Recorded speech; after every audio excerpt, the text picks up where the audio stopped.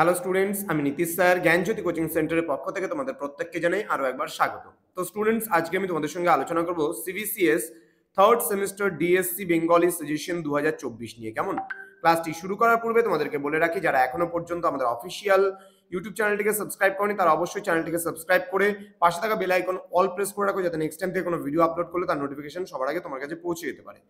আজকে আমি back paper, যে সমস্ত ছাত্রছাত্রীরা ফিফথ সেমিস্টারে পড়ছো বা অনেকের হয়তো সিক্স সেমিস্টার কমপ্লিট হয়ে গেছে কিন্তু থার্ড সেমিস্টার ডিএসসি বেঙ্গলিতে ব্যাক রয়ে গেছে, আজকে কিন্তু ব্যাক পেপার সাজেশন নিয়ে আজকে আলোচনা হবে এবং লাস্ট মিনিট সাজেশন একদম শেষ মুহূর্তে কোনগুলো খুব ভালো করে পড়ে যাবে সেগুলো নিয়ে কিন্তু আমরা আজকে আলোচনা করব।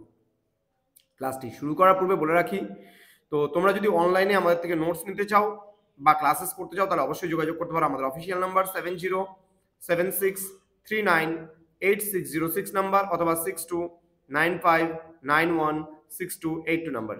তোমাদের টোটাল কোর্স ফি রয়েছে একটা সাবজেক্টে ব্যাক থাকলে 199, দুটো সাবজেক্টে ব্যাক থাকলে 299, তিনটে সাবজেক্টে ব্যাক থাকলে 399 এবং চারটা সাবজেক্টে ব্যাক থাকলে 499। কিন্তু এটা সেম সেমিস্টারের ক্ষেত্রে, যদি কারো ফোর্থ সেমিস্টারে বা থার্ড সেমিস্টারে ব্যাক থেকে থাকে তাহলে কিন্তু সেটা যদি ইন্ডিভিজুয়ালি সেমিস্টারে ব্যাক থেকে থাকে তার জন্য কিন্তু কোর্স ফি আলাদা হবে। তো 12 নম্বরের জন্য কোন প্রশ্নগুলো পড়বে একদম লাস্ট মুহূর্তে সেগুলো একটু বলে দিচ্ছি আমি। দেখো, এখান থেকে সবচেয়ে বেশি গুরুত্বপূর্ণ, অভিসার বলতে কি বোঝো? ভেরি ভেরি ইম্পর্টেন্ট এই প্রশ্নটা, ট্রিপল স্টারের প্রশ্ন। পূর্বরাগ অনুরাগ, এটাও ট্রিপল স্টারের প্রশ্ন, খুব গুরুত্বপূর্ণ প্রশ্ন। মাথুর, ট্রিপল স্টার, গুরুত্বপূর্ণ প্রশ্ন। গৌরাঙ্গ বিষয় এবং গৌরচন্দ্রিকা পদ, এটাও গুরুত্বপূর্ণ, একেবারে ট্রিপল স্টার। বৈষ্ণব পদাবলীতে প্রার্থনা বলতে কি বোঝো? এটাও কিন্তু ট্রিপল স্টারের প্রশ্ন। ভাবোল্লাস ভাব সম্মেলন, এটাও ট্রিপল স্টারের প্রশ্ন। প্রেম বৈচিত্র্য আক্ষেপানুরাগ, এটাও ট্রিপল স্টারের প্রশ্ন। এই কটা প্রশ্ন পড়লে পরে দুটো প্রশ্ন কমন পাবে। ওকে, আচ্ছা, এটা কিন্তু 6 এর জন্য মোটামুটি ইম্পর্টেন্ট। পূর্বরাগ খুব গুরুত্বপূর্ণ প্রশ্ন, এটাও ট্রিপল স্টারের প্রশ্ন। ঠিক আছে, এই প্রশ্নটা খুব গুরুত্বপূর্ণ, ভেরি ভেরি ইম্পর্টেন্ট। বৈষ্ণব পদাবলীতে পঞ্চরস কি কি? একে মধুর রসকে এর মধ্যে মধুর রসকে কেন শ্রেষ্ঠ বলা হয়েছে? এই কয়েকটা প্রশ্ন তোমরা 12 নম্বরের জন্য দেখে যেতে পারো। এছাড়া হালকার উপর দেখে যাবে গ্রাম্য সাহিত্য প্রবন্ধের বিষয়, পূর্বরাগ অনুরাগের সম্পর্ক, অনুরাগ পর্যায়টি উদাহরণসহ আলোচনা করো, ছেলে ভোলানো ছড়া সম্পর্কে রবীন্দ্রনাথ ঠাকুরের ভাবনাগুলি আলোচনা। নেক্সট, রবীন্দ্রনাথ ঠাকুর তার কবি সঙ্গীত প্রবন্ধে কবি গান ও কবিওয়ালাদের যে মূল্যায়ন করেছেন তার পরিচয়। লোকসাহিত্য প্রবন্ধে লেখক রবীন্দ্রনাথের যে মনোভাবের পরিচয় পাওয়া যায় তা আলোচনা করো। লোকসাহিত্য প্রবন্ধে লেখক যে চিরকালের স্মৃতি খুঁজে পেয়েছেন তা আলোচনা করো। নেক্সট, আরেকটা প্রশ্ন এখানে ছিল, তোমার পঠিত বৈষ্ণব পদাবলী সাহিত্যে যে কোনো একজন কবি সম্পর্কে বিস্তারিত আলোচনা করো। এগুলো হালকার উপর দিয়ে জাস্ট দেখে যেতে হবে। এবার 6 নম্বরের জন্য গুরুত্বপূর্ণ প্রশ্ন, অবমথুরাপুর মাধব গেল কোন পর্যায়ের পদ, উদ্ভিদাংশের তাৎপর্য, এটাকে ট্রিপল স্টারে রাখতে পারো। বাংলার লোকসাহিত্যের পরিচয় হালকা করে পড়বা, লোকসাহিত্যের সংজ্ঞা ও প্রকৃতি হালকা করে পড়বা, পূর্বরাগ সম্পর্কে যা যেন উদাহরণ সহ লেখো হালকা করে পড়বা, গৌরাঙ্গ বিষয়ক পদ ও গৌরচন্দ্রিকার সম্পর্ক নির্ণয় করো হালকা করে পড়বা। রূপ লাগি আঁখি জুড়ে গুণে মন ভোর কোন পর্যায়ের পদ, পত্রে ভাববস্তু, এটা খুব গুরুত্বপূর্ণ প্রশ্ন।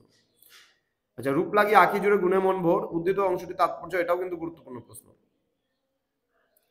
পরবর্তী প্রশ্ন, রাধার কি হইল অন্তরে ব্যথা কোন পর্যায়ের পদ, উদ্ধৃত অংশটির তাৎপর্য বিশ্লেষণ করো, এটাও গুরুত্বপূর্ণ প্রশ্ন। নয়নে নিরঘন সিঞ্চনে পদকর্তার নাম লেখো, পদটির তাৎপর্য, এটা কিন্তু 3-এ না আসলে 6-এ, 6-এ না আসলে 3-এ কিন্তু আসার সম্ভাবনা রয়েছে। আচ্ছা, কি মোহিনী জানো বন্ধু, কি মোহিনী জানো, তো উদ্ধৃত অংশের তাৎপর্য বুঝিয়ে দাও, এটাও ট্রিপল স্টারের প্রশ্ন। গৌরচন্দ্রিকা কাকে বলে, সমস্ত গৌরাঙ্গ বিষয়ক পদ গৌরচন্দ্রিকা নয়, বিষয়টি পরিস্ফুট করো। এই প্রশ্নটাও মোটামুটি গুরুত্বপূর্ণ একটা প্রশ্নের মধ্যে পড়ছে।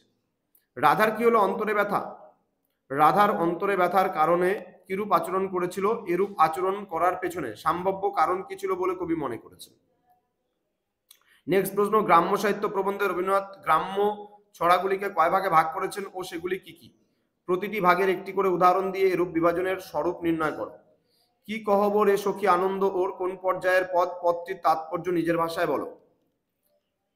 ব্রজবুলি সম্পর্কে, ভেরি ভেরি ইম্পর্টেন্ট ব্রজবুলি। গেল গেল গেল গেল কুল কুল যাক কুল কোন প্রবন্ধের অন্তর্গত প্রাবন্ধিক এই কবিতাংশের দ্বারা কি বুঝিয়েছেন। নেক্সট, বৈষ্ণব পদাবলীতে প্রার্থনা পর্যায়ের পদ কাকে বলে, তোমার পাঠ্য প্রার্থনা পর্যায়ের পদটির বিষয়বস্তু প্রস্ফুটিত করো। নেক্সট, 3 নম্বরের জন্য অবমথুরাপুর মাধব গেল পদটি, এটা তো আগেই আমরা 6-এর মধ্যেই পড়ে নিয়েছি, খুব ভালো করে পড়বা। রাধার কি হলো অন্তরে ব্যথা, এটাও অলরেডি আমরা 6 পড়ে নিচ্ছি, এখান থেকে হয়ে যাবে। লোক সাহিত্য কার লেখা, এতে প্রবন্ধ সংখ্যা নির্দেশ করো। বৃষ্টি পড়ে টাপুর টুপুর, ছড়াটি সম্পর্কে প্রবন্ধে যা বলা হয়েছে আলোচনা করো। রায় গুণাকারের প্রকৃত নাম কি, তিনি কোন রাজার সভাকবি ছিলেন। নেক্সট, লেখক কেন লোক সাহিত্যের ছড়াগুলিকে শিশু সাহিত্য হিসেবে নির্বাচন করেছেন। কি মোহিনী জানো বধূ, কি মোহিনী জানো, মোহিনী শব্দের অর্থ কি, পদকর্তার নাম বলো, কার উদ্দেশ্যে বলা হয়েছে।